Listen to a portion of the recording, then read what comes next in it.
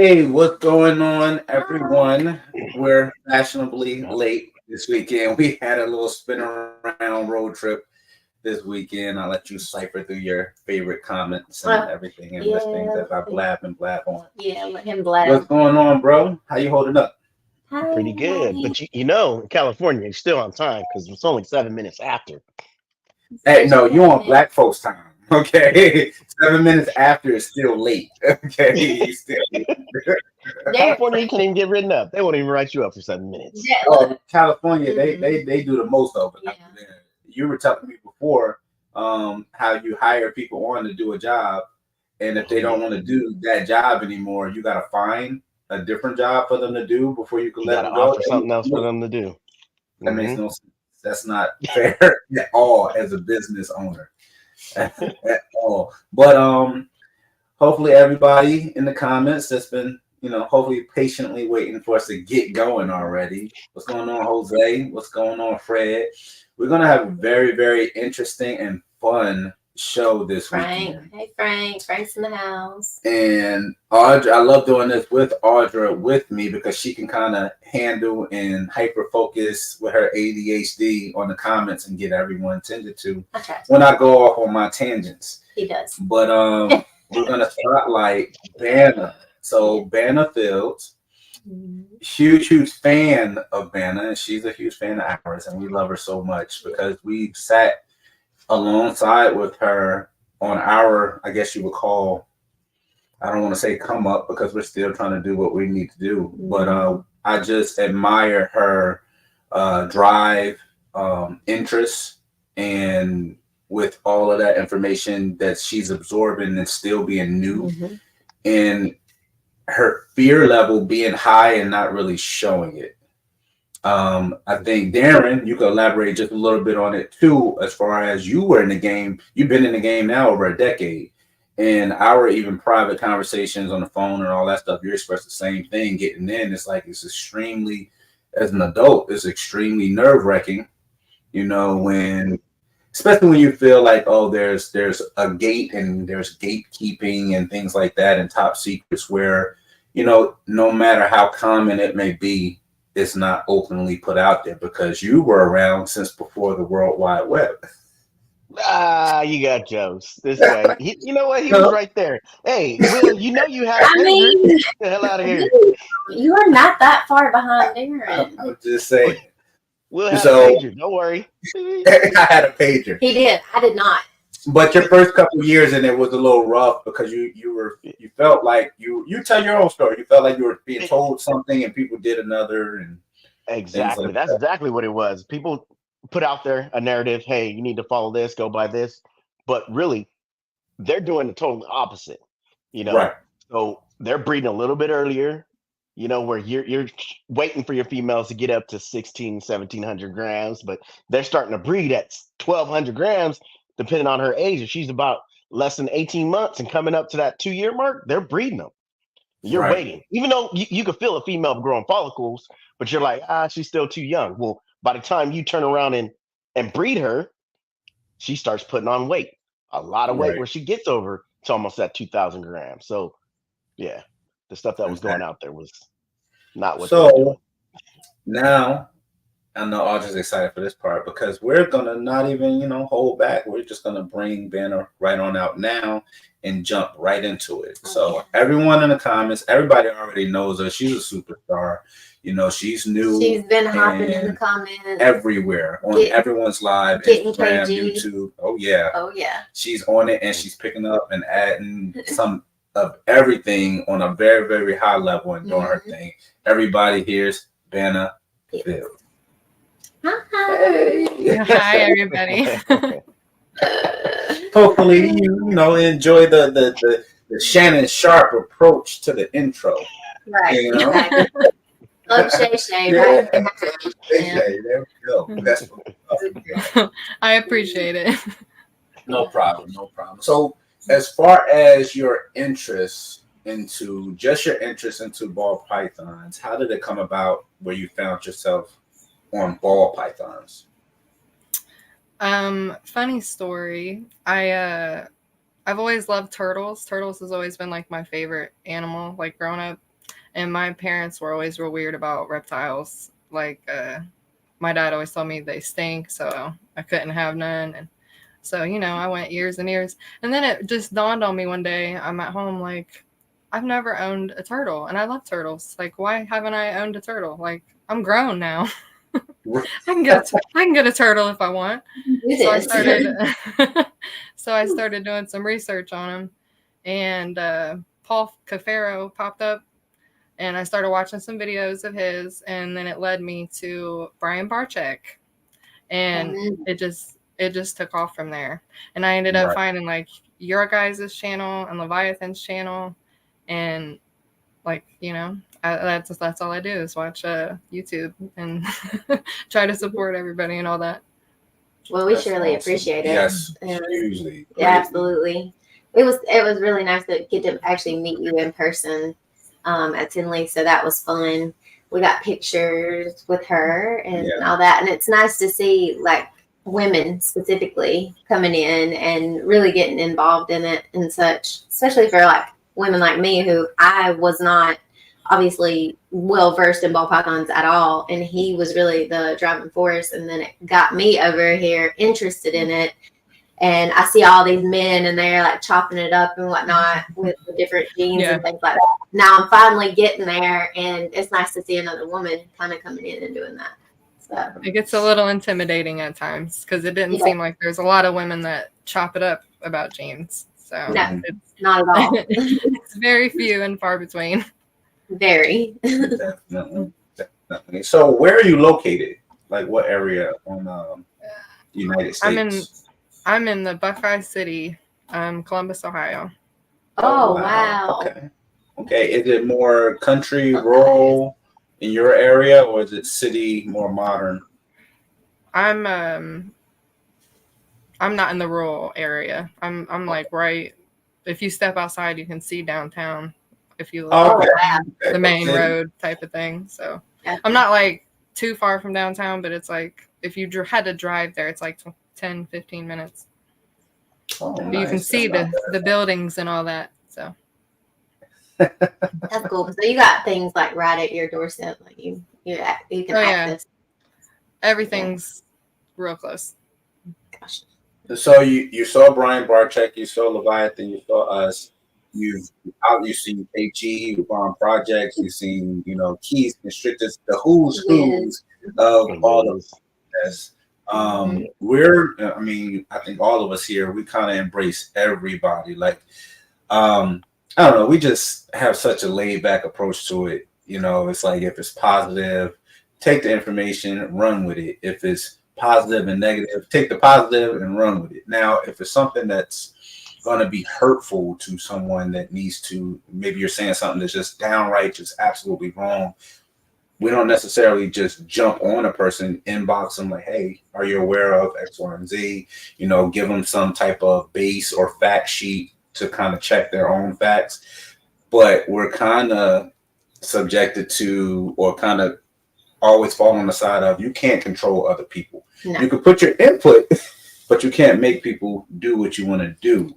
How difficult is it for you as a new breeder, new keeper, to kind of funnel and figure through, Instagram posts, Facebook messages or groups, YouTube, with true and false information that you're kind of coming across? Are you finding it very difficult to see what route to go in? I mean, but the more I watch, because I watch a lot of podcasts, I feel like a lot more of the repeated information is what sticks in my brain more and what I write down in my notes. But and the rest is one ear and out the other. I guess that's a good way to put it. And like I try to listen to certain people. Like there's certain people that I know ain't gonna steer me wrong. So I don't know. I just stick with my people that are telling me the truth. Right. That's what you have to do. Like you really do. You have to find the people that you can kind of trust, and then roll from that. And see how you deal with constructive criticism. You know, me and Darren go at it all the time. Oh, yeah, we do. But Yeah, Project, but it's fine with me, you know, because a lot of point of views and stuff that he has is something that was kind of eye opening for me, you know, because I'm just set in my own ways. I wasn't trying to follow anything or listen to anything. I was just doing my own thing. There's And a lot his of old point of heads view is like kind of, that. yeah, opened my Yeah. mind. It's like your old grandpa, you know. Well, Will not that much younger than me. Yeah. Sorry, I just came out of diapers just before Will did. Oh my god. So we jump right on to the ball pythons into the mix. I already know, but for the people viewing and seeing you, I don't know how they will be seeing you for the first time or hearing about you for the first time. Or what programs, what genes? Let's start it slow. What programs, as far as multi-gene programs, are you working and focusing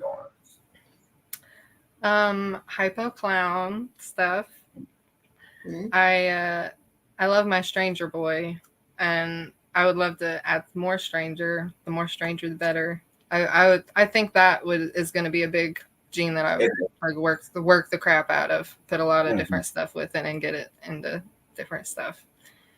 And then I have a Pi DG project that's like a possible maybe. It was one of the first snakes that I bought, and it was like a plus because I got a banana spot nose girl that was 100% het clown, and it was like $100 to add on this yellow belly pied boy that was het DG. So I went ahead and was like, might as well, right? Give So it to me. I did.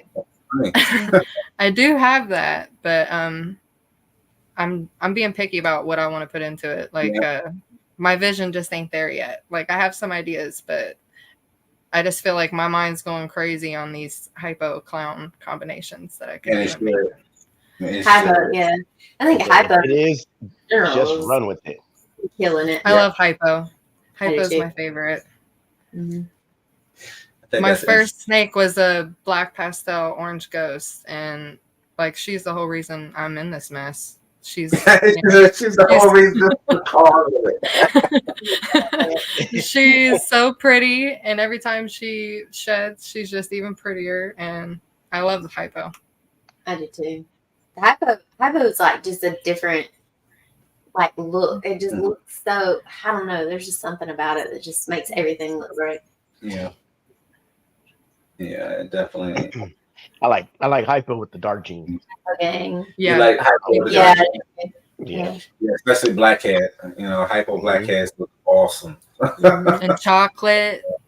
Yeah, chocolate. Oh man, stranger.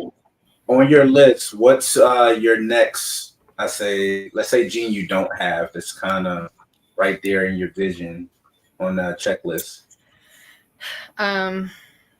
Blackhead, actually, or Wookie. Wookie's really been piquing my interest lately. Yeah. I feel like it would make some cool stuff. Yeah. Seen a lot of boosts in Wookie too. After they were talking, well, it's always been pretty solid. You've seen a boost about it being, is it the same as chalk? Kind of knew it wasn't. It just has this subtleties about the super forms. When you look at super form versus super form, they don't resemble each other. I can see how you can kind of remove, let's say in any combo, remove Wookie and place chocolate and get kind of the same reaction. I think it's something more so like, yellow ashfall, like those type of, which one is it? We got to test and see which one it is. I think it more acts like that than being the same gene. And when it's kind of like, with black pastel and cinnamon, right. They look similar, but they are different. They do some same things in certain combos they don't. So, it's probably the same category. It's interesting. Yeah, it's like just tweaks in that, in the difference in the genes and probably. And there's another one. The people in the comment may get it before we actually get it. But what's the combo that's an allelic combo that you pair with spider and you get normals? Blackhead. Blackhead. So blackhead spider, you'll get a normal that's not normal. The normal will be allelic, So it won't produce normals. It's going to produce blackheads or spiders Spiders. moving But it doesn't forward. look like It spiders looks normal. at all. It looks- So that's I think that's needs to be talked about more. But the thing about it, if you have that in the mix, kind of moving around through collections, I mean, man, that can make or break you with your combo. Especially if you didn't know. If you Right. didn't know, because somebody could put that on the table and just be like, "Oh, I don't know, No. this Yeah. possible blackhead," and you wouldn't even know. No. Yeah, that's one snake that I know of, the only one that I know of where it has to be ID'd that way, and hopefully you never lose the information tracking it around.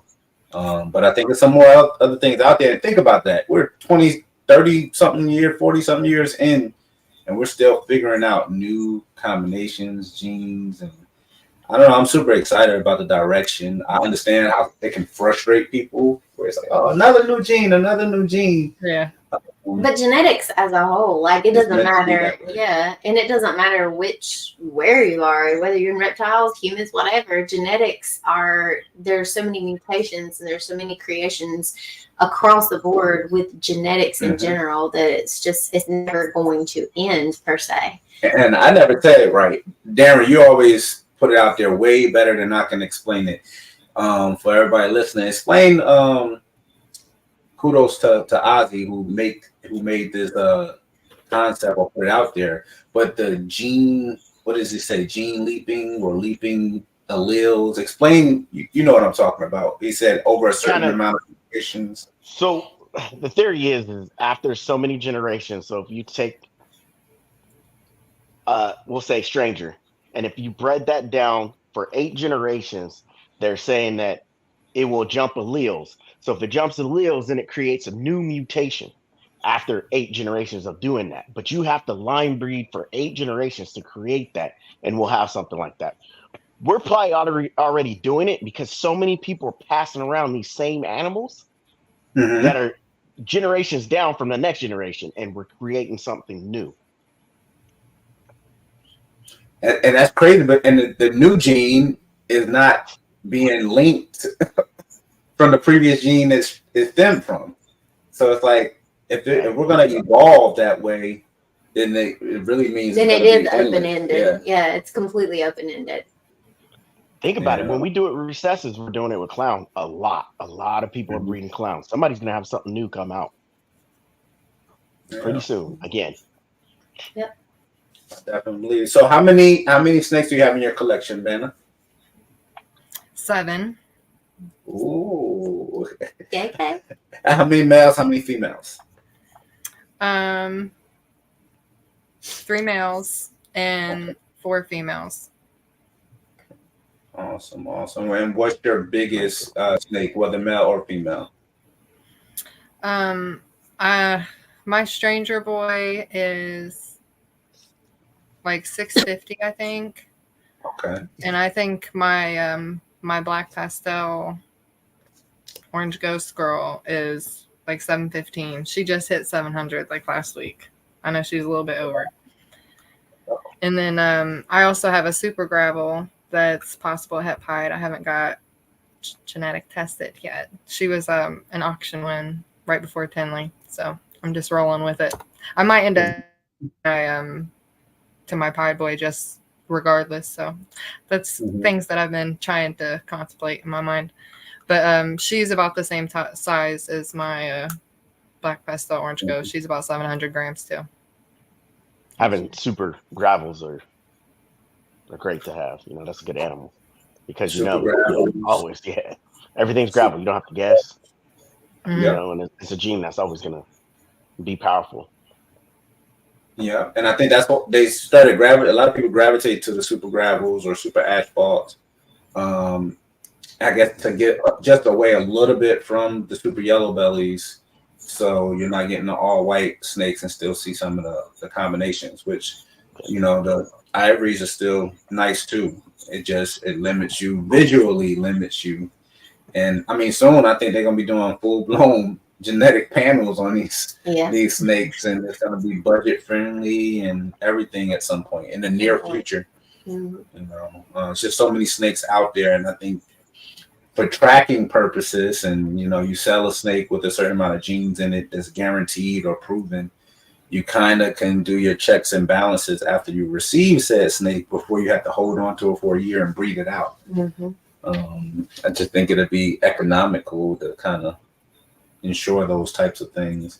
So your weekly duties for your smaller collection, how are you sourcing your rodents?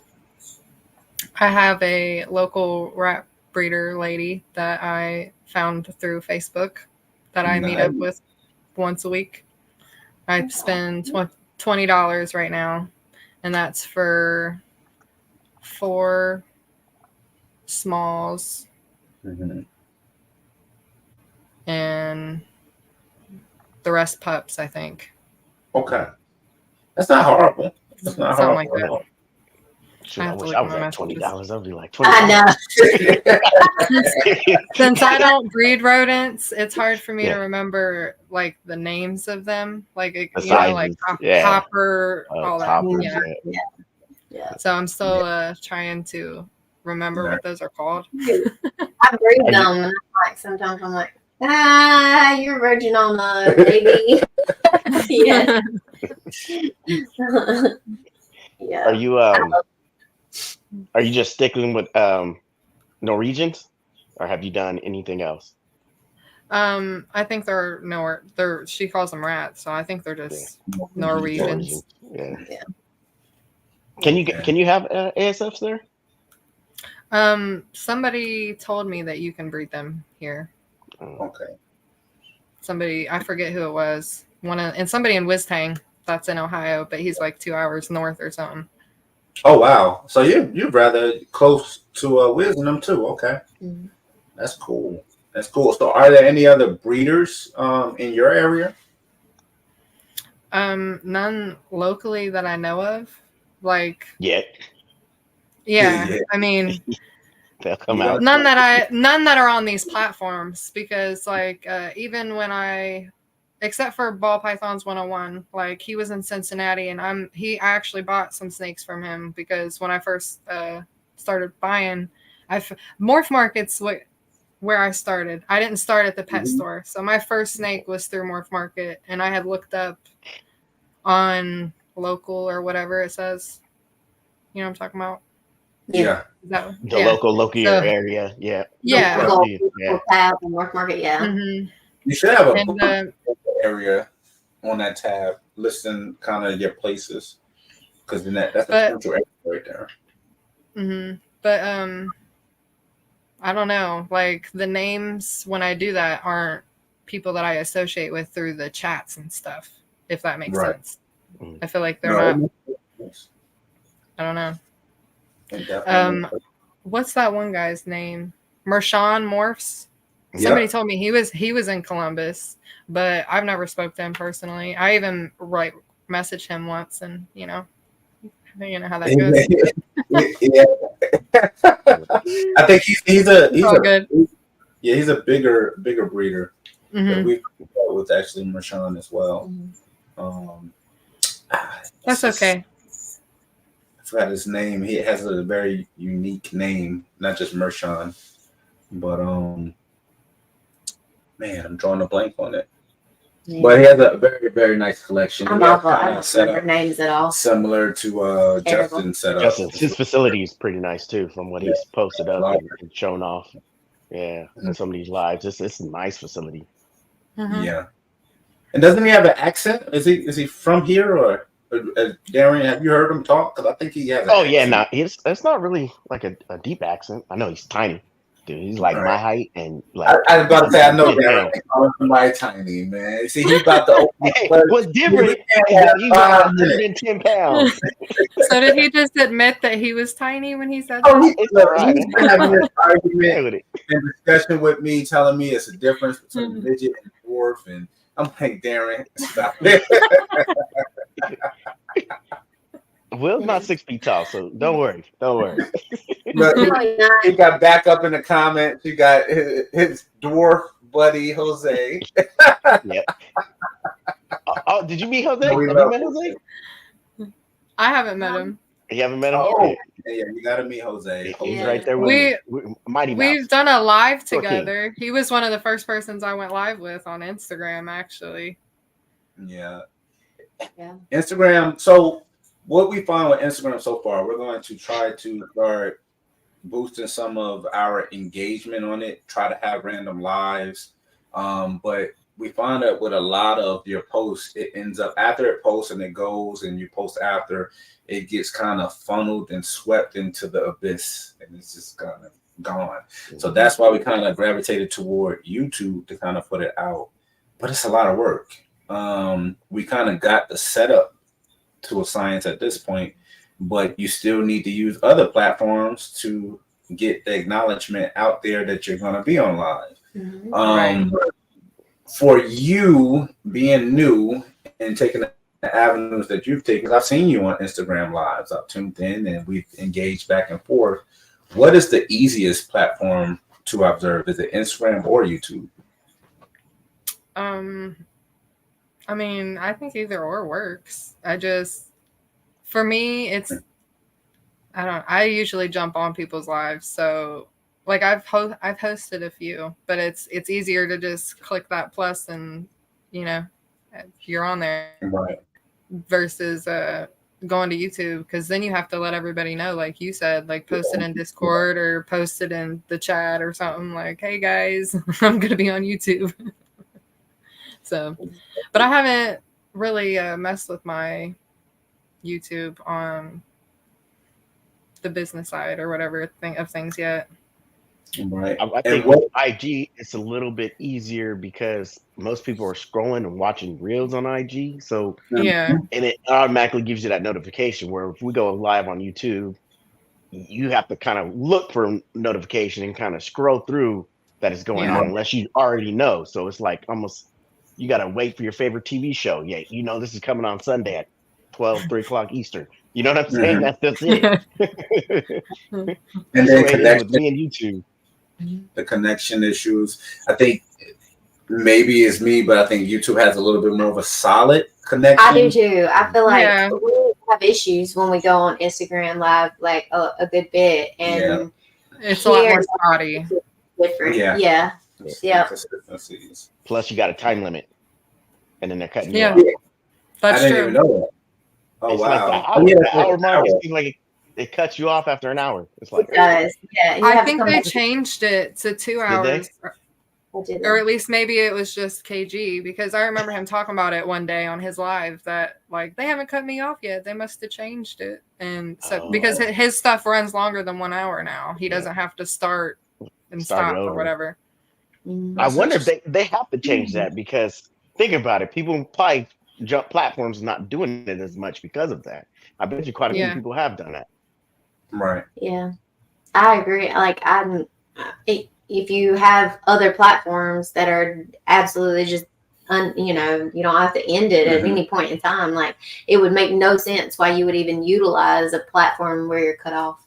Yeah, I mean, they probably saw a mass exodus when people were figuring out that was the case. I bet they did change it. I don't know. I do enjoy the competition between Instagram and YouTube, but the pettiness that goes back and forth is quite funny, because like if you post anything pertaining to YouTube, the play button and stuff like that on Instagram, they just shut it and all that. They just shut it down. Like you post it, but nobody sees it. Looks like I should change it. Yeah, and it's now 4 hours now.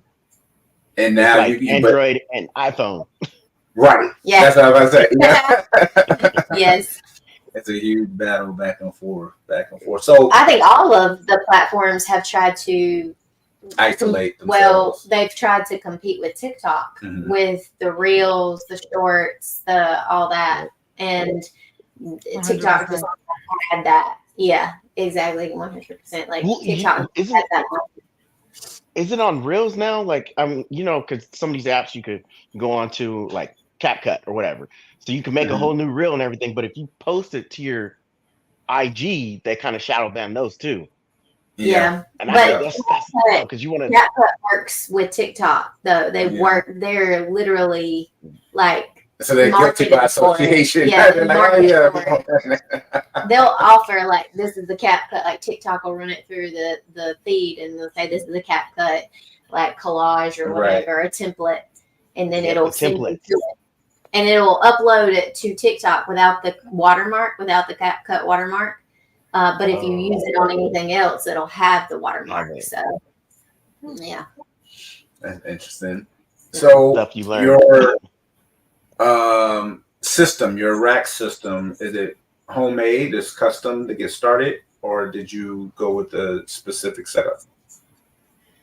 At first, I still have 4 totes that are like store bought. They're Target totes, and they have 6 locks on them. Yeah. And then so I have four in those, and I don't know. I've been a little sketchy about because I have a sea serpents rack that I bought at Tinley when I met you guys. So I do have some in that, some of my bigger ones, but I haven't moved the rest into that yet. So it's been a process. I've moved one over and it went smoothly, but I don't know. Oh, you're afraid they might stop eating? Come off. I don't know. Like, she's like, she's like, this is why. Yeah, this is why I only have 7 snakes. Okay, I'm trying to hone in all these things. She's afraid of the change. I don't know if I want to change you. Like you, goodness. Yeah. No. If it ain't broke, don't fix it. I understand that. For now, anyways. And, yeah. Like I've only had a couple refuse twice. There's only been 2 picky eaters, 2 different times, and I chalked it up to both of them being in shed when it happened. So yeah, they'll do that. Little things like that. It's like, well, it's fine. You know, they went back feeding the next week, and everybody was happy. So that's true. But I'm still trying to hone in all of my my stuff, whatever you want to call it. Everything isn't perfect. It's never going to be perfect. We had that clutch. The last clutch we actually just had was the very first time.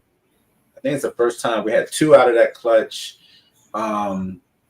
They all go in the shed, and 2 never lost or shed off their new hatch shed yet.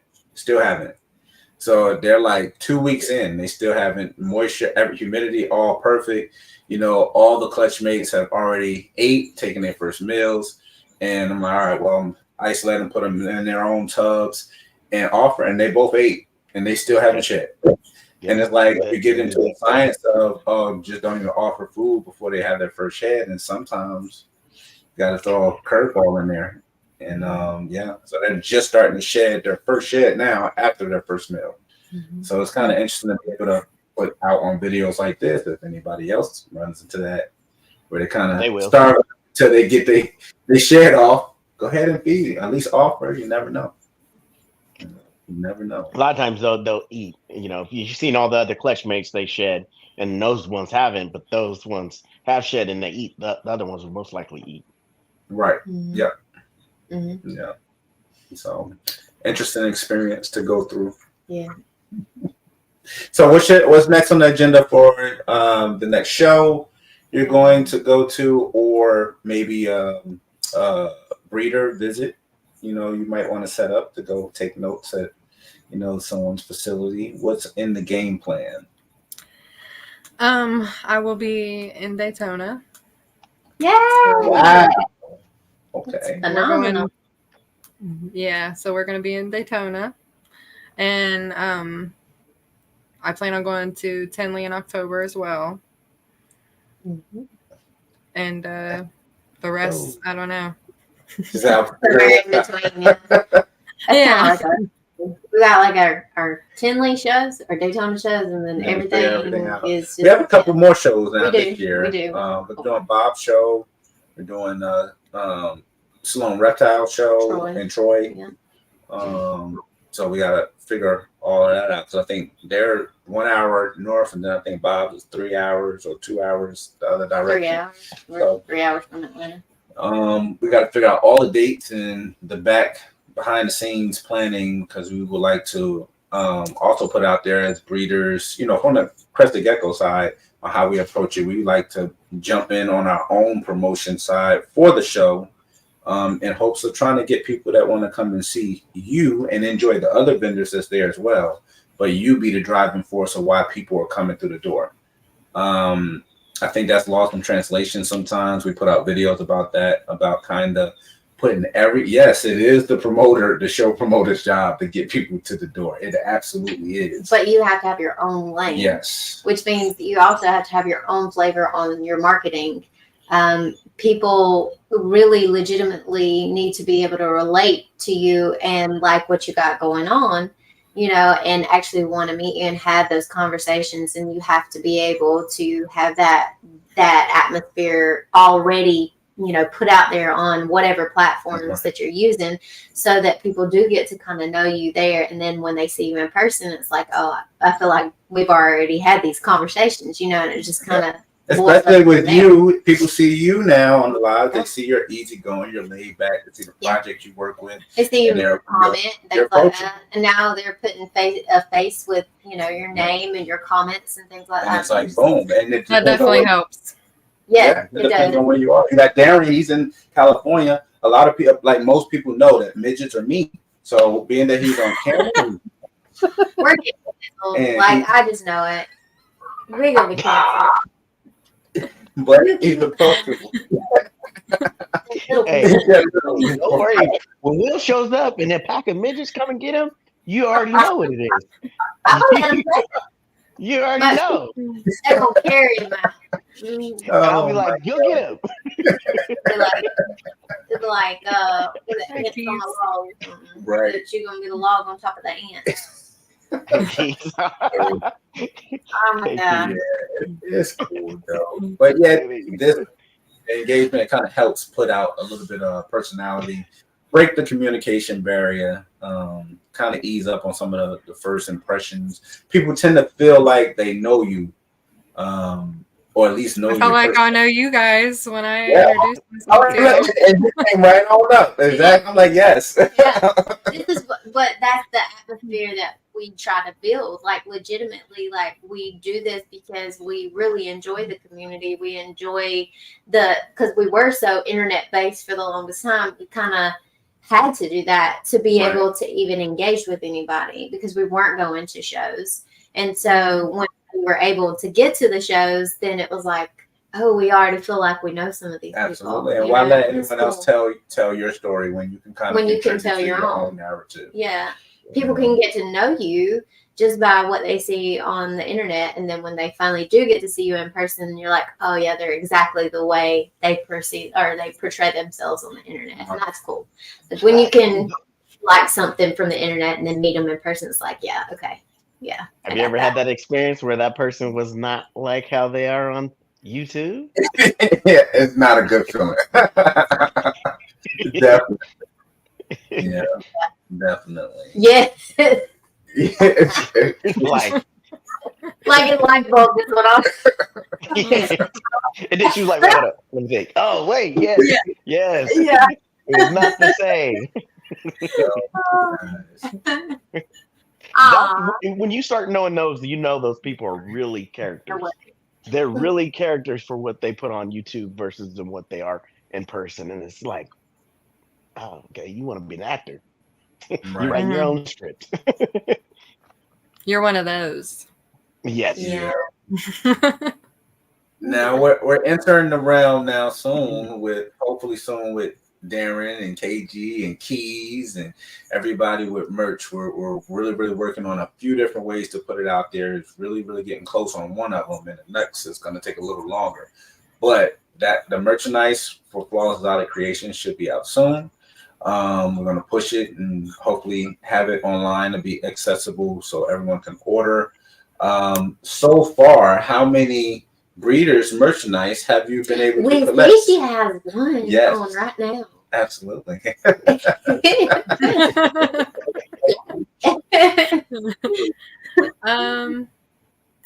I have a Canova shirt. I actually have two because my boyfriend wanted one because he thought the design was cool or whatever, The 20th anniversary shirts that he had. Hat was cool. Yeah. And then Canova, Bob's Balls, Gray Rider, Charlie, you guys, Levance, Straight Fire, gotta represent. And then I have a hat of your guys's that you guys sent me. So thank you guys for that. You got a hat? Yeah, I got an exclusive flawless hat. Yeah, as many times I said a hat, we're like, yeah, they're coming. Oh, I thought you had one. You Oh my God! I thought I ain't you got had no one. hat. What? Oh man! Come on, I'm wearing hats all the time. Yeah, What do they even look like? I need to see one now.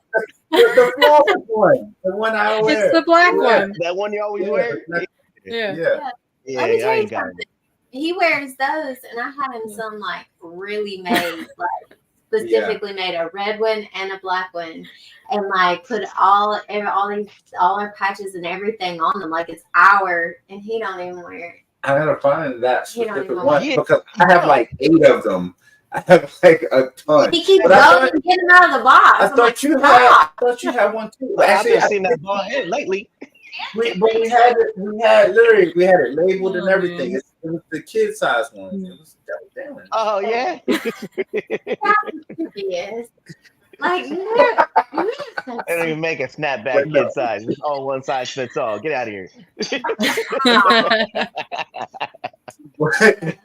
don't feel bad. They don't fit my peanut head either. Yeah, at all. Yeah. That's my biggest thing that I want to get when I'm in Daytona, though. I told my boyfriend that I wasn't going to buy any snakes. Tinley, I want to go out. I want to get a snake because I want something that's double visual with a couple jeans. So, I'm trying to save up and get something fancy. So what jeans are you looking for that's double recessive? I can't answer that for you because I want something in the, I don't know, it's just whatever catches my eye because I want something that's going to be very powerful, and I might end up getting something sunset because I love sunsets, but we'll see. I don't know. I haven't figured that one out yet. Hey, I'm part of the sunset puzzle. I do. Yeah. I like that a lot. Even with age, it even looks good. With age. I love the sunset puzzle. That's what made me think I wanted sunset. Or calico. I like that. Who did that? Sunset Bob calico. did that. Brock Wagner did it. Or Brad Boa. Brad Boa. That's what did it. Brad Boa. Impressive. With just that. So it really just depends. I don't know yet. I have a few ideas, but I don't want to say something because I don't know for sure. And plus, you never really know what we're gonna have at that moment. Yeah. Either. I know what jeans I don't want. Right. What do you not want? No more spot nose because I already have 2 snakes with spot nose. So nothing with spot nose in my collection. Because I want to start with a small collection and then it's just gonna grow, with the babies and stuff. So no more spot nose, no more yellow belly, no more pastel. Those are just things that I already have. That I don't know. I basically none of the jeans I have, except for I would take another stranger of some sort. But other than that, I just want to get more jeans. And she sounds like you did when we first started. Just 10 snakes. That's it. We do have 10. Until I get another rack. Until I get another rack. We got 10 times 20. Oh, God. Probably more than that at this point. We do. You were only supposed to be at 10, Will? 10? Yes. He 10 said snakes. 10. That was supposed to be the cutoff? 10. That's when we started. 10, 15. You got to start slow. At most. Oh, you got to start at 10, huh? That was but you came up with a number. That's like 10. With a number because he knew he'd be like, yeah, we're gonna start slow. We're just keeping it real small. It is small. Whatever. Like just small. He's bringing his BS full game today. No, now wait. Small is relative. right there. So, meaning, if you have a program and you have 4 or 5 Oh my goodness. program, that's a small program, but you may have 50 programs. So it's That's when he was counting the programs. Okay. Y'all. Write it down. He'd been trying to fool me for 10 years. Oh, ain't no fooling. Nope. Full steam ahead. Yeah. So now that you've kind of been, and how long have you been doing it now? You have your collection so far. Has it been a full year yet? August will be a year. Awesome. Oh, Wow. Wow. So next month it'll be a full year. Nice. So you learned a lot of do's and don'ts. It took me a while to find the podcast. Like, I feel like I was watching a lot of YouTube for probably like 6 months before I even found the podcast. And I don't know why, because like I watched some of MJ's and like the big breeders that I knew of at the time. Like, I don't know. I just feel like I didn't even find the interactive world, like people on Instagram and all of my friends, whatever, until like 6 months ago or something. I think it's the algorithm. It's hard to really push the algorithm. We can sit. It depends on which person we're having on, which breeder we're having on, which personality we're having on. But we can range from anywhere from 25 viewing now to 70 viewing, and it's just so drastic. Yeah, to 10. So it's like you just got to kind of. We got into the form. I know I have, because Audra watches all numbers and she's trying to compute and process it all with her personality. But me, I'm just like, let's get it done. Let's have fun and enjoy it. And it's funny though, because a lot of the lower live views end up being rewatched tons of times after it's posted. So you just kind of gotta try to put out a good production, have fun with it, make it entertaining, and maybe people want to subscribe and come back and kind of hang out. And then you get them watching, and now they're on it like that. Well, I didn't know you could see who rewatched. Can you see like how many times it was rewatched? Yes, you can see how many times it was rewatched. You can't really see who's rewatching them, but a lot of people are commenting on them after. You can't see who all likes or dislikes your videos either. He and I have had that conversation before. Like, who actually takes the time to dislike a video? It depends. I think it depends. Majority of the time, I would 1,000% agree. I think when a dislike applies and it don't have to be reptile related. I think if you're putting out some type of content or information that can hurt somebody, but that's not where we're at. Yeah, I get that. Like, I'm talking like genuine good people that are putting podcasts out that are just trying to engage with the community and create some friendship, some networking. Like, why would you sit there and I'm gonna dislike this? That's just scroll. Rough crowd. Yeah. Or maybe if they figured if I dislike it, it won't be in my algorithm. I don't know. Maybe that's a possibility. I'll give them somebody that's probably not even into reptiles or really doesn't care and don't want to see anything, Yeah. So that could be it. It's interesting trying to kind of maneuver your way through it. Jose said it. Trolls are everywhere. Yeah. We've been watching Jose's journey, and because we support everybody, especially those who you feel like you can kind of gravitate to and understand. Jose's a bodybuilder. He was into the dogs, so I could relate to Jose a lot. So like you and then you get to know people, because now you can get the face-to-face, almost like FaceTiming, but you just kind of put your conversation out there to the World Wide Web. And me personally, I feel that constructive criticism is healthy. So if we're doing something knowingly that we feel like we're doing it right, but we're wrong, it's okay to be put on blast and gain some type of understanding. Like that, I was wrong. I didn't understand that. Now I do. We're all adults. Like, so what? Learn and move forward. I think Got how the young boys. evolve. How the young boy, well, he ain't young no more. I was about to say, but when they stand on business, is that how they say it now? They stand on business. They ain't wrong, they right, no matter what. Stand on business. It's like, come on.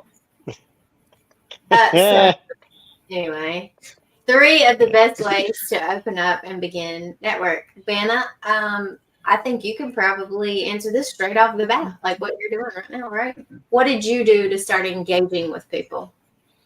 I wrote everybody and their mama on Instagram. Comment. I mean, anybody that would give me the time of day to write me back is who I consider friends and talk to and look up to and all that, you know. So just write everybody and try to support everybody. You know, I get in on all the chats and be like, what's up? And try to put everybody's names out there and just try to be supportive of people. You know, not everybody does that. Not everybody takes the time to write out everybody's names and go to their Instagrams and like their photos, and just little things like that makes people feel like, wow, you actually took the time to check me out or whatever. I don't know the word for it, but it makes you feel good in a way. It goes a long way. Yeah. So just be supportive. Try to network as much as possible by talking to people. Try not to be scared. And when I first started doing my lives, I was extremely nervous, but sometimes little tip for all of you people that are camera shy, take some time to record yourself, like talk to yourself in your camera on your phone. It's just you and your phone. You don't have to post it. You don't have to send it to nobody. Just see what you can work on, like where you're stuttering, eye contact, I mean, any of that. It kind of helps get it out of your system and get used to it. I still can't do it. Darren and I are a lot alike when it's like that, because we do really well in this type of format, live. Like I can do really well with him, you know, talking back and forth because I feel comfortable. So I've never been like the type of person that wants to be center of attention. Like I have no interest in being that. I like to be behind the scenes. I like to be that supporting person that makes things actually able to be there, you know, that makes things successful.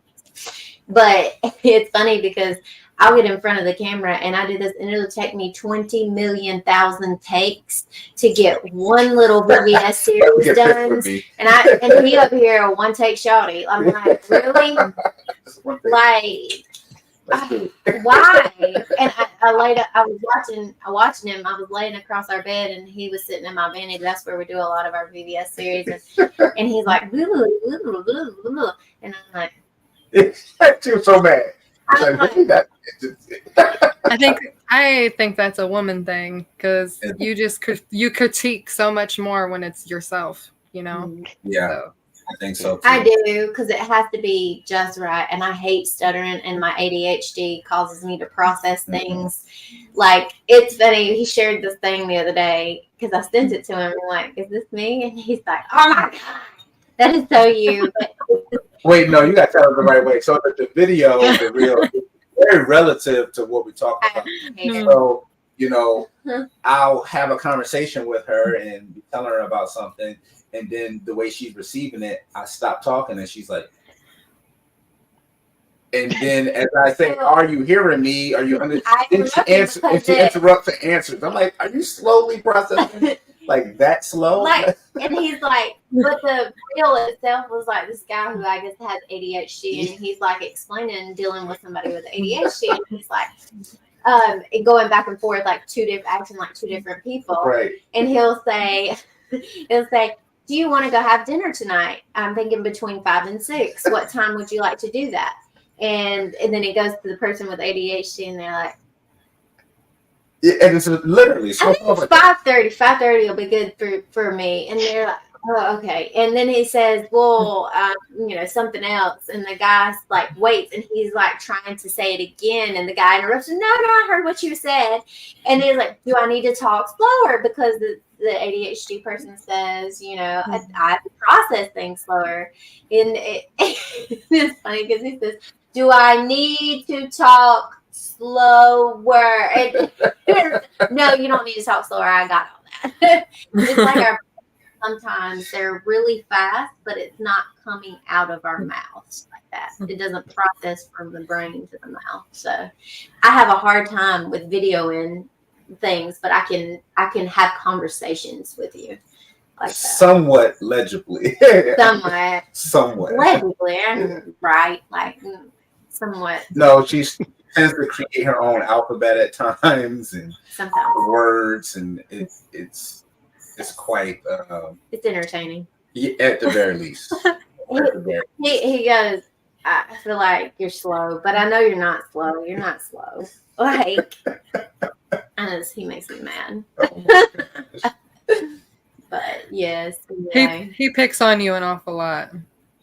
I mean, never. All day, every day. Never. There you go. That is real. So yeah, we're trying to get innovative. Yes. How we do things. Let's take a look. Yes. This is me. This is me. Can you look? You just messed it all. There it is. There you go. What? All right. Do you want to get? Yeah, I think dinner would sound great. Let's do dinner. Go dinner.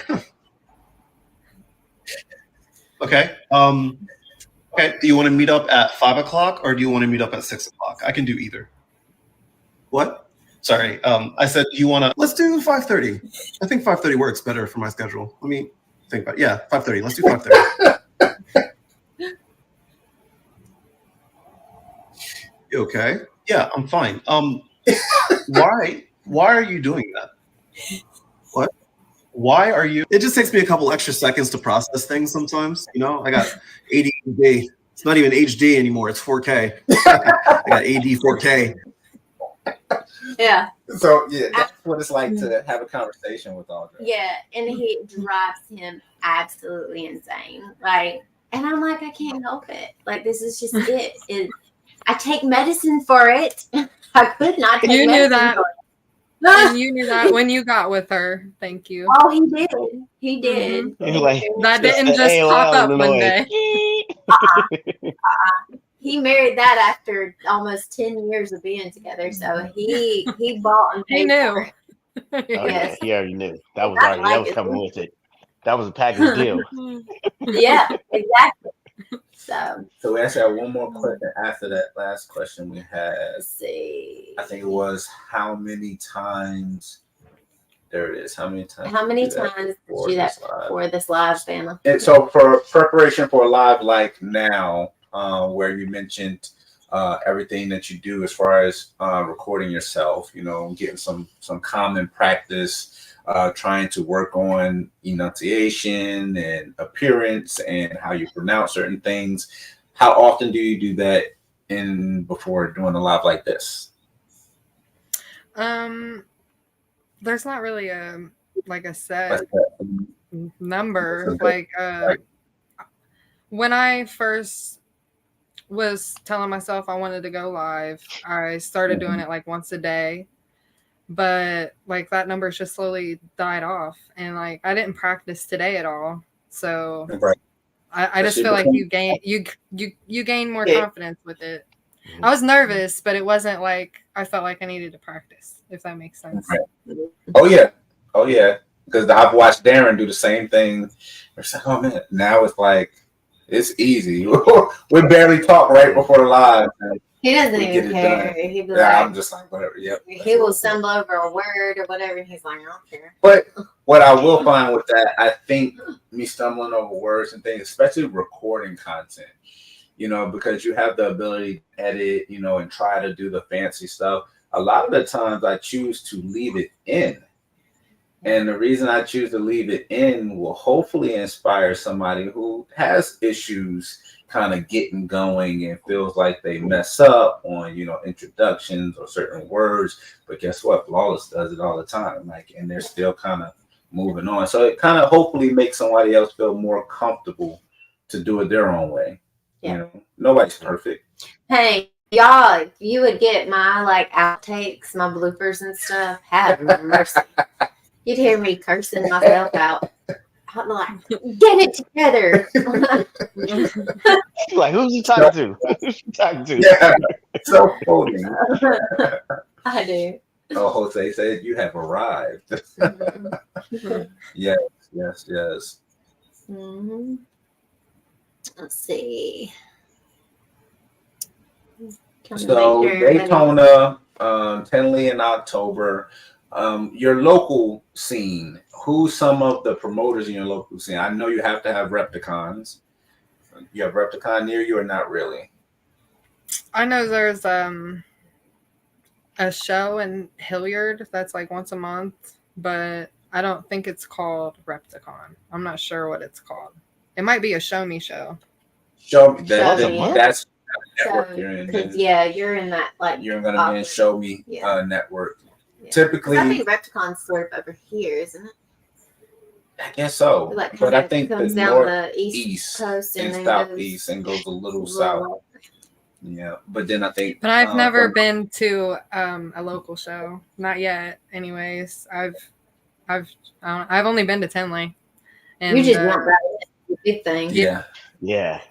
I wanted to meet all my people. Yeah. I got to meet. You go to a local show, you're gonna be disappointed. Yeah. You think Darren, the local shows will be disappointing? Because the shows out by you got heavy hitters out there by you. Yes, but I mean, you go straight to Tenley and then you see these other shows, you're gonna be like, this is nothing. It's gonna be totally different. I definitely think it's, I guess, where you are, because it's a different show scene on the West Coast than it is here on the East Coast. Even when it comes to what you're bringing, the project, you may have a handful of breeders that's pulling like the upper echelon of things and putting them on the table. But what we found, even when the market was different, the West Coast, they had, let's say with Stranger, we were vending shows here. There, we wouldn't find a single Stranger in anything, no other jeans, nothing on any table. And Darren would be on a live, hey, I'm at the show out here in Sacramento, and this Strangers on every table, like triple visuals, there's all kinds of stuff. It's like an entire different network of breeders. The competition is heavy, it's high. High. Right. Oh, yeah. I mean, it makes sense though. I'm just thinking there's a lot of people in California. Right. Yeah. Right. And we just goes like Northern California, Central California, and Southern California. And you got South California where you like San Diego. Competition is big down there too. So wow. So you're running with Stranger, you love Stranger, you're loving the Hypo Clown. You're looking into getting another combination of a double visual, possibly Sunset. I still like Monsoon. I'm still digging that. Yeah. So infrastructure wise, you're with the Sea Serpents racks. Do you see yourself so far adding more Sea Serpents racks to kind of expand in the PVC area, or going with you're probably an ARS network in Ohio? I think it'd probably be cheaper shipping wise or pickup wise to go ARS where you are. Do you see yourself going that route? It depends, to be honest. I wanted to whatever's at Daytona. Like, I assume that they'll both be at Daytona, Freedom Breeder and ARS. So I wanted to try to talk to them and see if I could figure something out. Like, if I'd be able to pick one up next Tenley to be able to bring home with me or something. So Freedom Breeder would do it, definitely. Yeah, either one of them. So you just gotta get on that list. Yeah, so I don't know. I'm planning, but I want Freedom Breeder or ARS. I ain't trying to get more sea serpents. They're okay, but I might as well get the nice stuff if I'm gonna buy something. Oh yeah. Well, I already see that's exactly what you're doing already. So a lot of new breeders, they can't kind of hold off. They can't hold off. I think that's the biggest mistake. I think Darren will probably say the same thing. Kind of, oh, this is nice, this is cool, I can make this work. And they buy it, and then they buy, and then they buy, and then let's say they're 20 snakes in, and they have certain projects that they're working with. but now you're kind of not necessarily burned out, but you don't have a clear path for the direction you want to go in. So now you're forced to either deal with what you have or sell what you have not even used yet in order to recoup something put together to buy what you really needed and could have waited for. Honestly, I think like with Banna, the way she's done it is different because, and I think the way that you just kind of told us that you really hadn't been to any of the smaller local shows, you went to the Tinley to the big show, and your way of finding things with social media was online. So I think these podcasts that like we do and multiple people do now, I think it gives more of an inside look at what you can hone in on and the different people's ideologies as far as a business goes or as a hobby business goes, and understanding that when you go to a show, a lot of times people at shows are, especially local shows, if you were to be that person that started in local shows, they're more or less geared towards trying to give information to new pet keepers and stuff like that. Right. So they're not necessarily like you came in knowing, okay, I want a project. I'm doing this as a project. I'm going to breed. You want to get something with a future. Yes, and a lot of people when they get their first ball python, it's like their pet.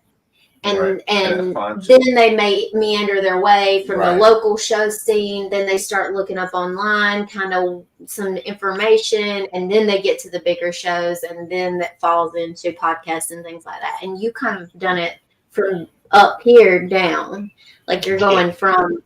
I'm going from the podcast, the finding out the specific information, the gene, do it the right way, and doing it that way. Because Darren's a decade in, and he's still moving some of the earlier stuff that he's finally came to peace with. It got It took me a while. Sorry, it took me a while to like figure it out. You know, like I just surfed Morph Market forever, like looking at every different combination, all these snakes. It was very overwhelming. Like there's like 300 genes out there, and I'm like, this is the same as this, and like I don't know, it didn't make sense, but the more podcasts and the more research I did, and I mean, it got easier, and I feel like I have more of an eye now than I did. Like I can see certain things, and that's just from looking at Morph Market every day. Like, but in directions you want to go, what genes you really actually like. Yeah, it definitely helped see how much was out there and how much like people didn't want. Like there's a lot of stuff that's just not wanted. Like I have shit that's on my save list since I got started in this, like snakes when I, like that I first saved on Morph Market almost a year ago that still haven't sold yet. And like, I don't want to make anything like that because, like what's the point of making this stuff if other people don't want it? Like they don't want it and other people don't want it. So I don't know. I just was very strict about, my impulses, like no impulse buys. You guys were very big about that, so thanks to you too, and Leviathan too. I have to give them their props because they say the same types of things, so you just got to stick to your guns until you know what you like and then go from there. Right. Don't buy anything until you know what you want to do. Work that budget, and it can be at any budget. You just really put a little away. A lot of people who even have medium to smaller size collections, and they're trying really, really hard to do it how you're doing it, they don't grasp, and it's mostly as guys, we don't grasp the fact that, okay, well, we have 10 snakes that we impulse bought, and if we didn't do that, we could have 10 less that we have to feed, 10 less that we care for in our collection for one or two that we really need. But if we would have just waited, you could have did that. And then you really get bad, and Derek going, smile on this one, because then you say, well, I can get that 4 or 5 or 3 codon recessive What? I got the genes to make it. I'll make it, and it'll be 8 years later when you make it. Are you talking about his dreamsicle? Oh, I'm gonna leave that alone. But the dreamsicle project. You know, okay, so this is where people got to realize too is like some of these genes when you get double, triple recessive, it takes you a while. I learned, you know, but by the time you make it, it's $5. But it's all right. You made it. By the time you make it, You feel good about making it and everything else, but you just have to get past that point and really, hey, I can do it. I can do it. I can put these together. I got these genes. You just got to move past that and just, hey, by the time you make it, it ain't worth nothing. You might as well just buy it.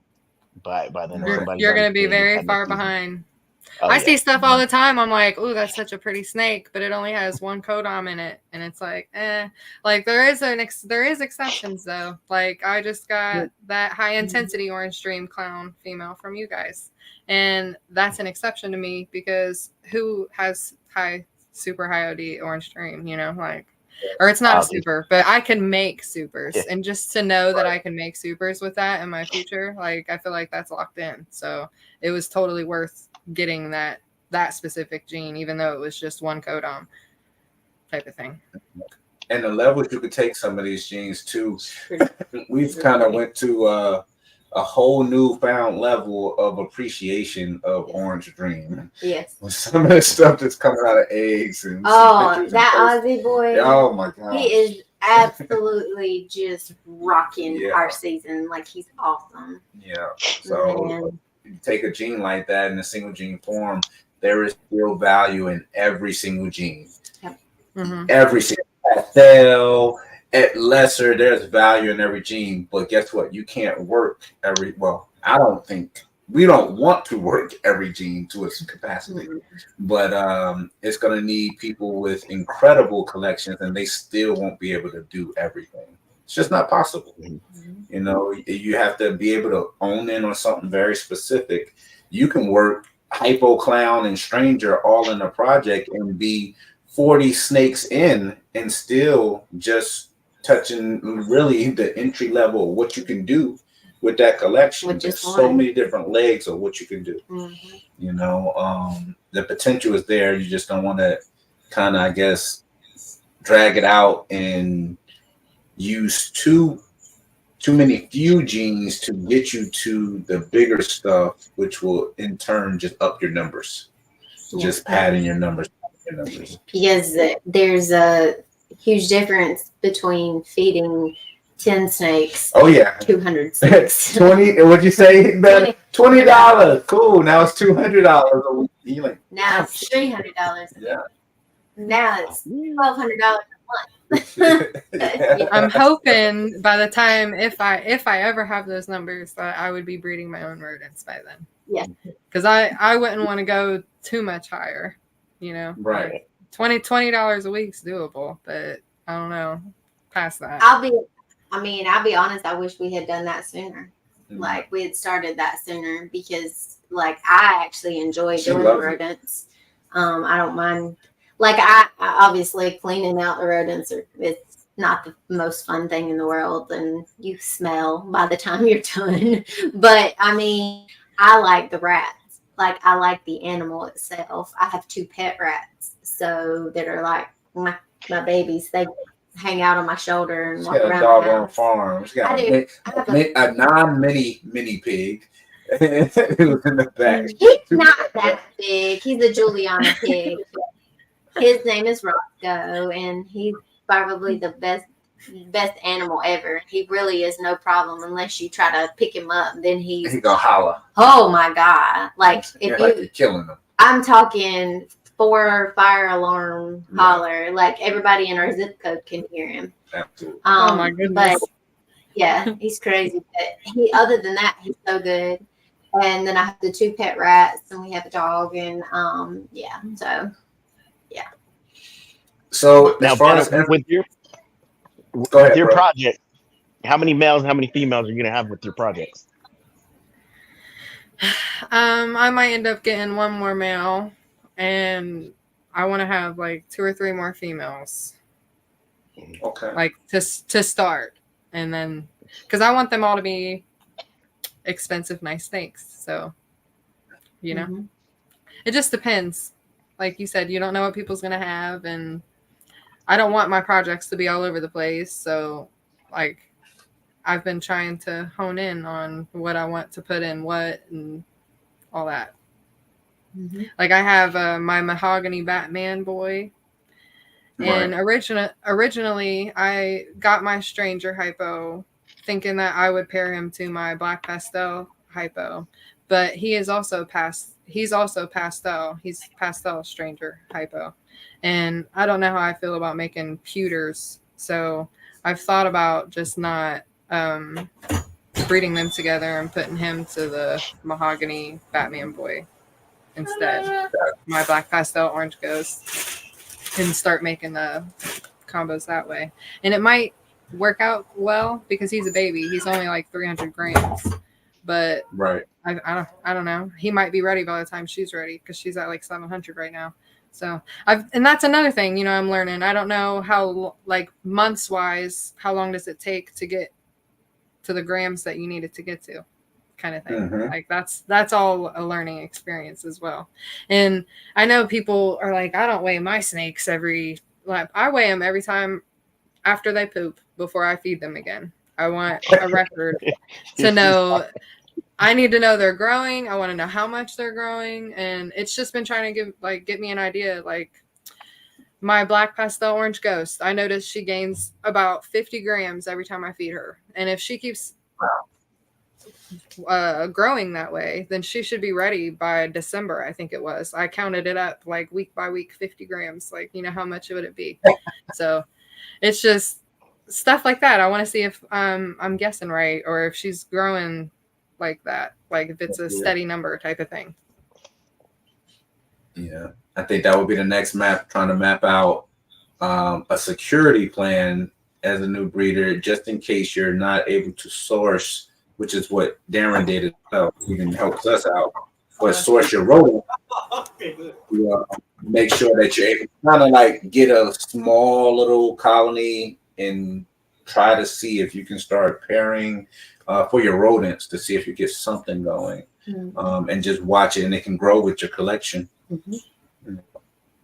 Definitely be handy with it. Are you handy with the wood and tools? A little bit. I mean, I worked at a car factory place for a couple months last summer. So, and like I had to go into this training program where they taught us how to use power drills and power tools. So I used like drills and stuff. I used like drills and stuff. I don't know.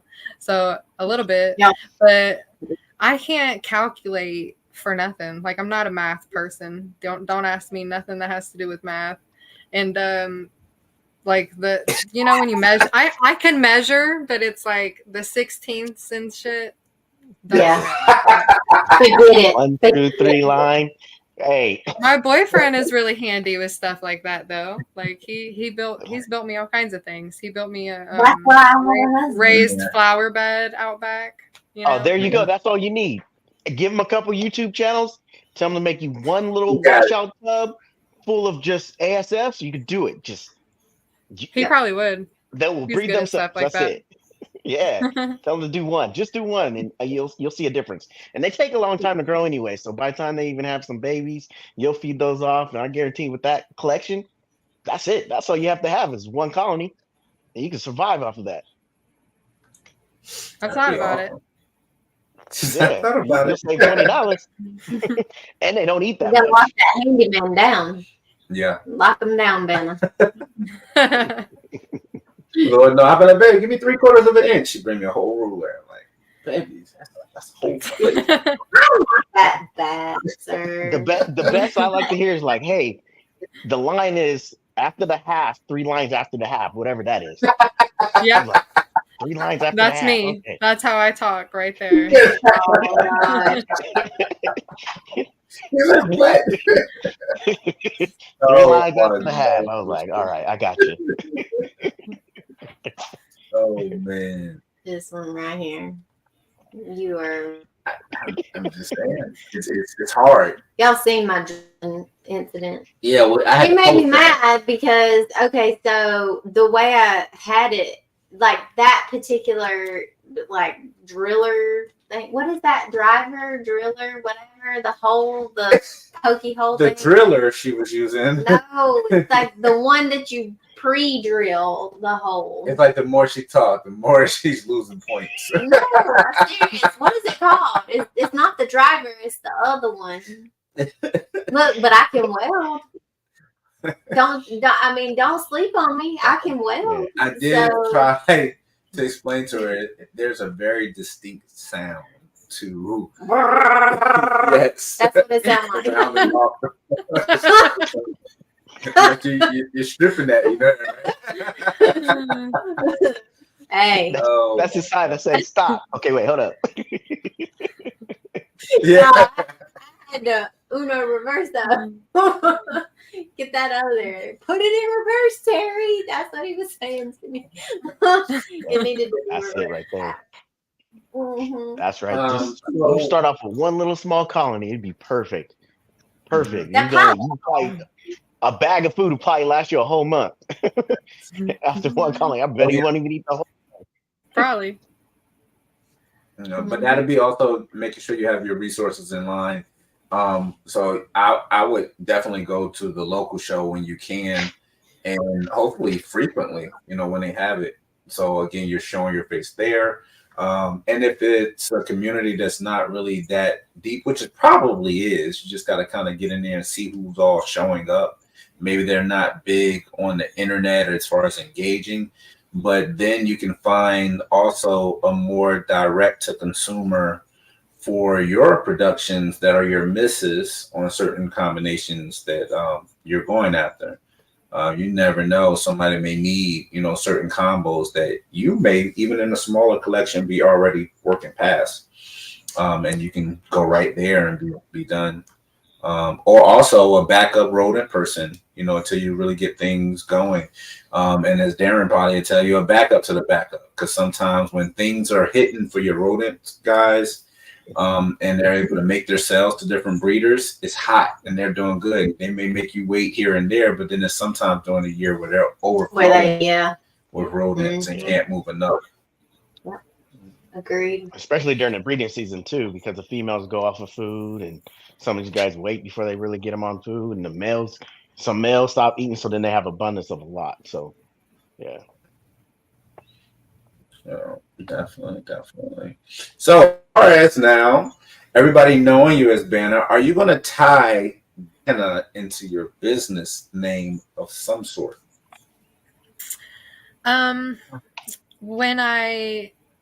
I think so. I'm gonna put my name and then put dash Banna like people do, so people know that I finally came up with the name. Do you have anything in mind? That'd be cool. I've changed a few times, but the last one that I came up with, I think that's the one I'm gonna go with. I just need to get a design in order because I'm not creative drawing, you know, like I have some ideas, but I want to talk to a few people because I have Candy Lady Creations. She told me she would help me, and I also thought about asking my tattoo guy just to see what they both would come up with, and maybe we could combine the two or something. Like, I don't know. I have a few ideas, but I don't know what I'm going to do. Have you ever thought about putting it in AI? You know, because some of these AIs, you can put something in and it will draw it up. Yeah. I kind of tried, but I feel like I don't know how to work AI all like that because it didn't do what I wanted it to do.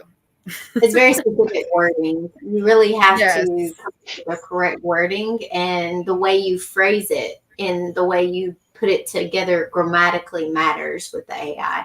So that's like one thing that I utilize. I utilize AI and then I kind of make it my own and work out different things. Like I'll come up with one portion that maybe I can't draw or I can't get in my head to draw, and I'll come up with it, and then it gives me ideas so that because honestly, drawing is only just looking at lines, looking at how this line connects to this line that connects to this line.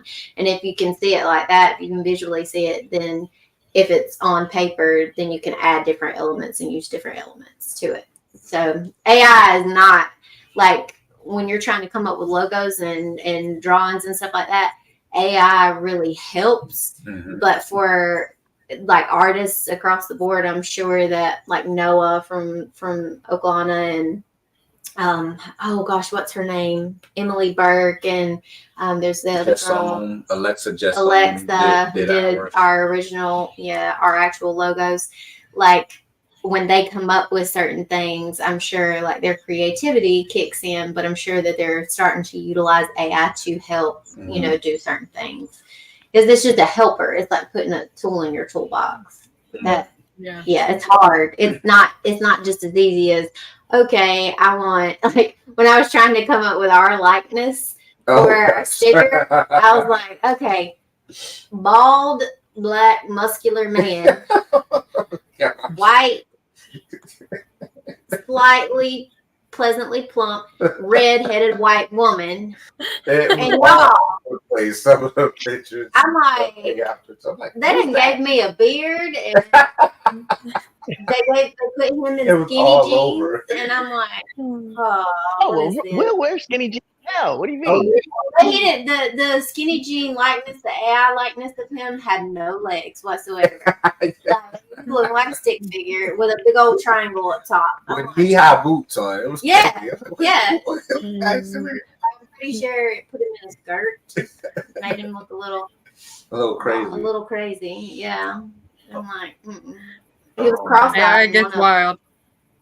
Yeah, it does get wild. So let's ask you, does it help because we're moving into really uncharted territory with technology and everything, these lives, everyone coming out with a platform, which we support, actually, everyone coming out with platforms because we need something to watch and listen to when we're doing our cleaning and trying to find out more education.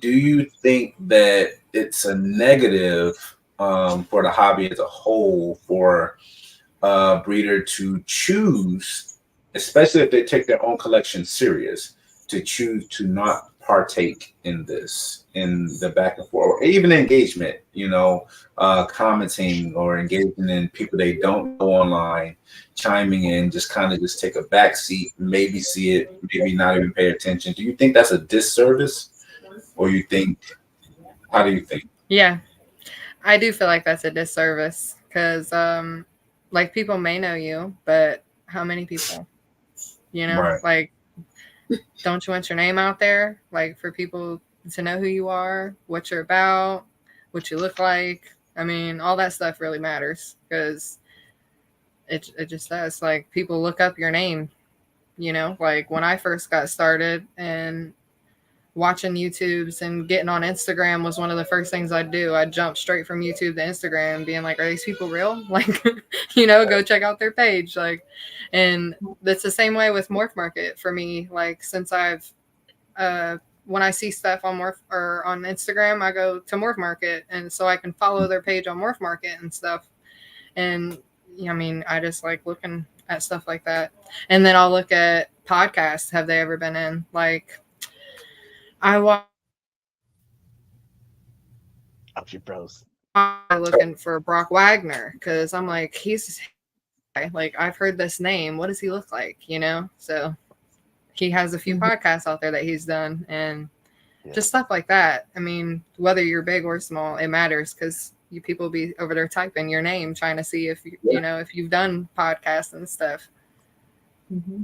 And that's big with her because she's huge with that. People would like to see that, like you said, you're a real person. This is tangible. Like this is, you make it feel human. Yes. What kind of attitude you have towards people? Because I mean, I don't watch every podcast. I'm very supportive, but there's a few podcasts that I don't even watch or take the time to watch because if I don't get any type of acknowledgement that I'm in your chat, what's the point? I want to stick with the people that have acknowledged a nobody since day one, like I was nobody jumping in everybody's stuff. And I mean, I really rock with the people that gave me the time of day instead of just being like, who is this person? That's even big to man. Big ups to you because you comment and say everybody's name in the comments. And I'm terrible with that. I'm terrible with that, but you will to everybody. I'm like, I don't even know some of these guys' first names. Right. She got it down. I'm like, oh, yeah. I try. It's a lot more personable, you know? That's what it's personal. Yes. You know, I tell him all the time, I'm like, you know, people like to get to know you as a person, not just what you have to offer. Right. Because he was like, you know, he's on his business mind, and forgets the thought process of the friendships that you build, the actual, you know, connections that you make with people who are like-minded. And so when he started seeing how that intertwined with everything, like we've made some of the best friends that we could have ever even imagined, like in our entire lives. These are some of our best friends. Like we wouldn't trade anything for them. Right. Mm-hmm.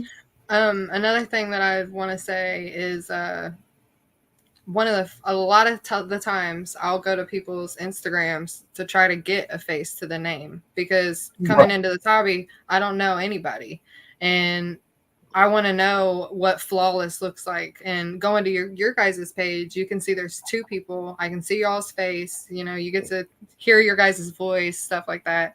And there's some people where you go look them up, like some people on the chats, and you'll go to their page and all you see is snakes, which is great. That's what we're here for, is snakes. But sometimes I want to know what you look like with, you know, hold your snake up here or something, because for me, I want to be able to know who you are. Like I want to put a face to your business name. Like that's how I'm trying to learn as a new breeder, because it's harder when you know.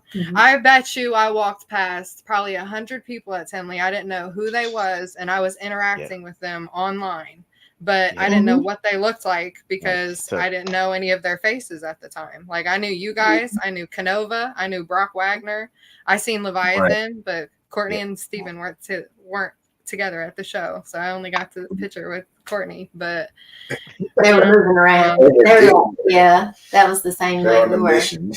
Yep. I think it's generational. It's a change that we can't come back from, and that's where we are.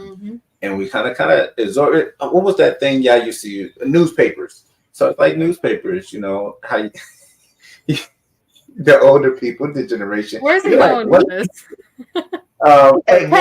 You know, you have a payphone. You were in the neighborhood where there's a payphone on the corner.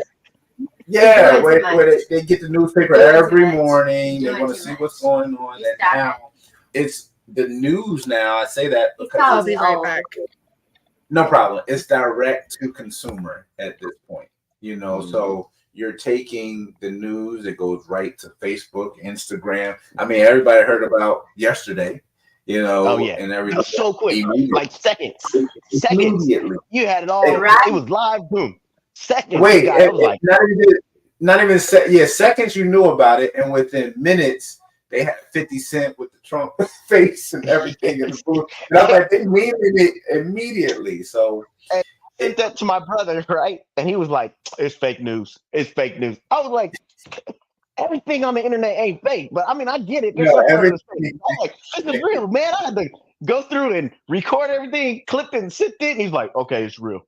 It's real. But it's interesting because that's a very, very hot topic, or a great example. Yes, it's drastically different because you're talking about big, huge figures, presidential figures, and not to make this about politics, but it's like, look how fast that went out there.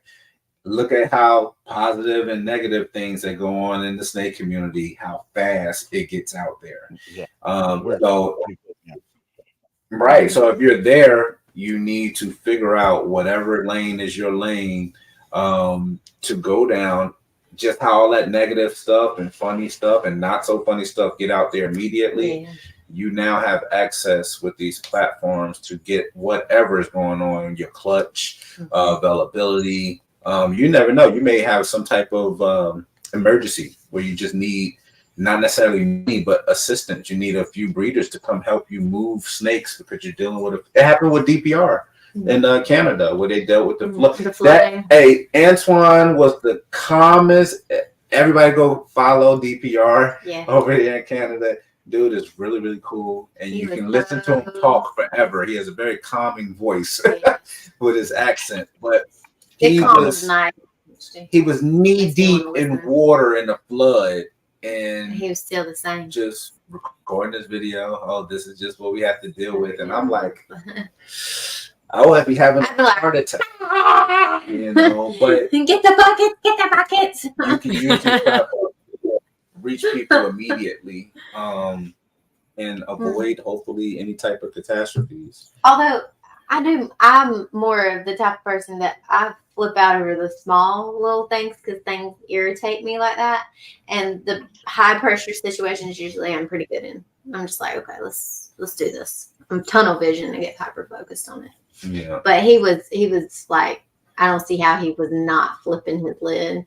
Because when I get hyper focused on like dealing with something like that, it is not me thinking, okay, I'm going to record this and like actually, you know, I would, and that really helps when you do have big high pressure situations like that to record it and help other people. Like if they get into situations like this is not the end of the world, we are handling it. And yeah, I wouldn't have thought. Plus, you get to view it not being in a similar or same situation as they're currently going through and say, I never even thought about that. Now I need to think about what would I do? How can I game plan? Can I, now what's the next thing? What's our emergency plan? How do we evacuate all of our animals? What do we do if something like that happens where you wasn't even thinking about that before you watched the video at all? Yeah. So I think technology is going to continue to evolve. I love where you're going with it, Banna, because I think, you know, you're younger than us and, you know, the youth and everyone getting in. It's the future. It's going to continue to. So, I don't know. It's just kind of cool. Him always with this age thing. He's gonna end up getting his teeth knocked out before he loses them at his old age. So you say hi. Say hi. Hi. Say hi. Hi. Crazy hair boy. There's the one. Like, okay, nice. I was outside playing. Yeah, let's go. He wanted to come show me his hair. Okay. How old is your little man? Does he like the snakes as well? Is he intrigued with them? He's obsessed a little bit. He's always like if I have him out, he's like lap, and he'll come sit down and be like lap, like he wants me to put it on him. And my bigger snakes I'm a lot more comfortable with. Like my first one, her name's Nebby, the black pastel orange ghost. I do sit her on his lap, like holding her, you know, and she'll crawl around a little bit and he just touches her, and he's fascinated with the snakes. And I can't have my water bowls in the front because if I do, he knows. Yeah, he likes to open them and stick his hands in there and shit. And you're like, I'm always arguing with him. I'm always arguing with him over those the rack part. The tubs he can't open them at all. You know, there's 6 latches, so there's nothing he can do with the tubs. But for the sea serpents rack, he's like, you can slide right up. Yeah. Yeah. Now none of them have tried to strike at him when he sticks his hand in there. All my snakes love me. Yeah, but breeding season comes around. Females get a little hungry. Yeah. I got females that would just sit on top of the bowl and look at me like, okay, I know you're opening these racks. I can feel it, and I'm next. I have my one stranger boy is the only one that I've felt iffy about. He ain't never snapped at me, but I can tell like he just be waiting sometimes. Like I know he's hungry because that look. He's like they start knowing the routines. Right. I have 2 that will, as soon as I open their tub, they just come right on out. Like they want to explore because they know I let them do that. So that's why I get so mad when people call snakes pet rocks, because I'm like, no, they aren't. Mine aren't. Okay, they don't have to be. So They have personality. like we fell in love with these snakes because Yes. of, like we have to stick with why we fell in love with them to begin with. Yeah. I don't want to ever Right. forget that. You'll start knowing. You'll know your animal's personalities too, especially the Mhm. ones that are like, okay, I'll wait for you to drop it in. Other ones will be like, I'm coming forward because I'm Mhm. ready now. Yeah. And that's the And then- funny thing. You can see that every one of them have a different personality. And Mhm. it's just funny to think that like they are like cats and dogs in that way, like they all have different personalities. Wait till you get a mama on a set of eggs, and she's not for the BS. Like, she's not trying to have you reach in and get her eggs. There's this one specific mama, honey. When he went to go get, she was like, she wow. could be the sweetest, never does anything, but but it's a different. I guess something clicks in their brain. Yeah. Like when they lay eggs, Oh, she they're wasn't just having not him. the same. Mm-mm. And not, Oh, yeah. I'm not saying moving forward. I'm just saying wow. Wow on the eggs. On Once you eggs. get her out and like wash her down and get her in her new tub, and she doesn't have that all around her, she's kind of like going back to normal. But as soon as she lays that, she on top of that eggs, you not coming near her unless you're ready to like dodge, bob and weave. You better It's bob pretty and weave. smooth. You just got to be direct. You just cover the head, unwrap the end of the tail, and it's over. I let him do it because if I get bit, I'm gonna regret. Courtney's reel made it. You guys seen her reel that she posted? Yes. Steve, I was dying. I was like, that's me. she gave me some confidence watching that reel. Like, I'll be okay. Yeah. I'm gonna put on my police shield. My rubber bullets.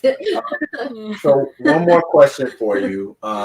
Being new, you're in Ohio. You haven't had too many issues, if any issues at all. Do you have an exotic vet that you're able to at least go talk to them, say, hey, I have a collection that's rather small. Just wanted to see what services you provide, just in case I ever need you for prolapse hemipenes or, issues, any type of issues under the sun. Have you done that yet?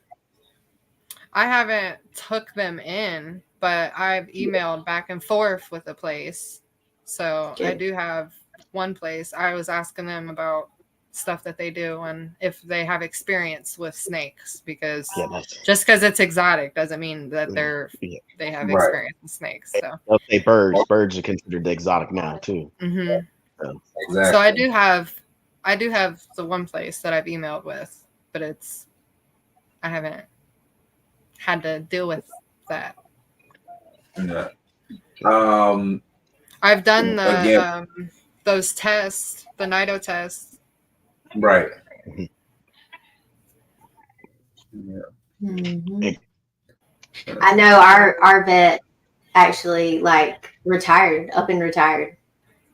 and we have 3 in our area that will deal with reptiles, but he was absolutely on top of his game. Mm-hmm. And he just I rode by his office the other day and it was up for sale. I was like, yeah, he has a large office. He shut down. Yep. All of a sudden, but he was older. And he loved what he did. Yeah, he did. But it's definitely something I would say. Because how far is that office from you? Not necessarily taking the snakes in, but it may be worth your while to go there in person, and just kind of just meet and greet, see who your vets are. That way, maybe you have a choice of which vet. Maybe one has more experience than the other. Maybe one is more personable, and can kind of give you clear-cut information over the phone on whether you need to do certain things, and you can kind of learn their mannerisms and things, not in a snapshot, but kind of just get a good gauge of character and personality just from a face-to-face introduction. Pick up the vibe. Because some vets are literally our next vet. We have one local, but our next vet will be over an hour away up above Charlotte. So you still would make that trip, but it's stuff like that, knowing what route you need to go in case you have an issue. Mhm. Yeah. Something to think about. I'll have to check that out. I have one question. Is there any facilities that you want to check out or visit? Oh, you know I the was- answer to that. I would love to check them all out. I ain't against visiting anybody's collection or facility or whatever. Yeah. So You can learn from anybody, you guys DM me, let me know. But I know people are weird. Like, I get it. You don't want people coming to your house, like, and I understand that too. So don't ask to come to my house. Well, Maybe Banna, one day. Yeah. almost 2 hours. Mhm. What we would like to do, because again, this podcast is just not trying to put our content out or put, big breeders. We want everyone to come and have fun. Mhm. And educate and hopefully inspire people to kind of come down this journey. None of us can do this if we don't get more people involved. That's right. And the best way to get people involved is responsibly. So hopefully we're putting out enough responsible content, ethical content, and not necessarily rules and guidelines, but just kind of putting out spin on it on how we're getting this thing done. But what we would like to do is bring you back on. Maybe not necessarily just after you had your first breeding season. Maybe you don't have a breeding season. Let's say, you get to almost year 2 and you decide that you're going to stay where you are and give yourself a couple years to kind of absorb in and grow more before you decide to breed. Who knows what your change is, but I would like to get you on camera to express to other people that may be in your shoes on why you feel the way you feel. Because again, content will help others kind of break through that barrier. How you feel about that? Sounds good to me. I don't think she'll have a problem with it. Awesome. I'll be around. Cool. Well, maybe like Frank says, maybe we'll make it an all-girl podcast. Hey, That's make fine, it happen. Make it happen. Yeah. Let's Let's do it. do it. What we gonna call it? ADHD special. Banna's not ADHD.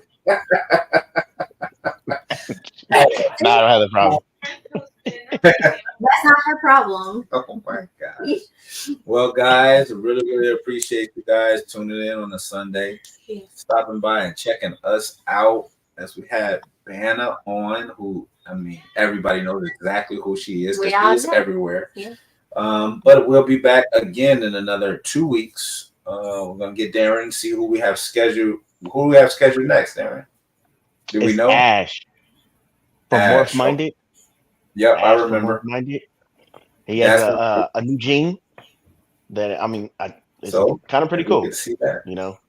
Yeah. Definitely tune in. So 2 weeks, we'll be back up I'll be and there. running. Hopefully everybody enjoyed the Yeah. show. We love you guys and see you then. Bye.